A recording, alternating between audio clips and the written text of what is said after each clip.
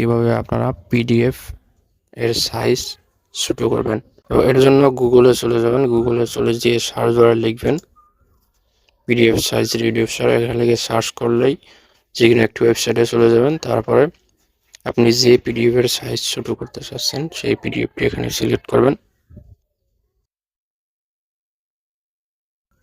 Select করার পর recommended compress PDF এখানে ক্লিক করবেন।